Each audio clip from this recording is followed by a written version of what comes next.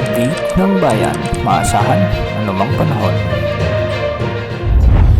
Magandang oras po sa ating lahat. Narito ang update sa lagay ng panahon ngayon at sa susunod na 24 oras. Ngayong araw ay muling umiiral ang southwest monsoon o ang habagat at nakakapekto na ito sa western sections ng southern Luzon, western Visayas at western parts ng Mindanao. Samantalang localized thunderstorms naman ang magdadala ng maulap hanggang sa maulang panahon sa natitirang bahagi ng ating kapuluan.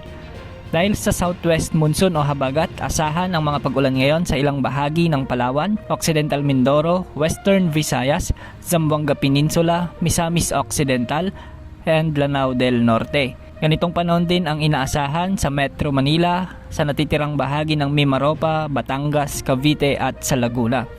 Ang mga lugar na ito ay posibleng makaranas ng minsay malalakas na ulan at posible ang pagbaha o paggo ng lupa lalo na kung may malalakas na buhos ng ulan.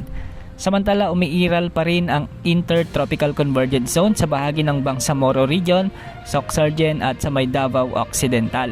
Posible rin ang flash floods at landslides sa mga lugar na nabanggit. May mga pag-ulan naman ngayon sa malaking bahagi ng bansa dahil sa mga localized thunderstorms. Nakararanas ng maulap hanggang sa maulang panahon ngayon ang Ilocos Region, lalo na sa bahagi ng La Union, Ilocos Sur at Ilocos Norte.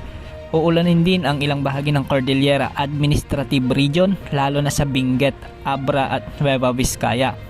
May mga thunderstorms na inaasahan din sa bahagi ng Quezon Province, Bicol Region, Negros Island, Cebu, Bohol, Samar at Leyte Provinces at ilang bahagi ng Caraga. Mag-ingat po dahil posible ang malalakas na ulan na siyang posibleng magpabaha sa ilang mga lugar. Samantala, patuloy nating minomonitor ang dalawang potensyal na sama ng panahon sa silangan at kanlurang bahagi ng ating bansa.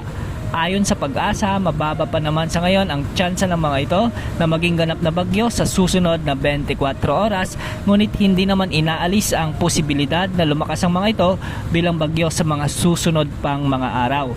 Posibleng pumasok ito sa ating Philippine Area of Responsibility at unti-unting lalakas bilang low pressure area o di kaya naman ay maging ganap na bagyo at mabagal na kikilos papalapit sa silangang bahagi ng Visayas at sa Mindanao sa mga susunod na araw. Posible rin ang landfall scenario sa bahagi ng Luzon.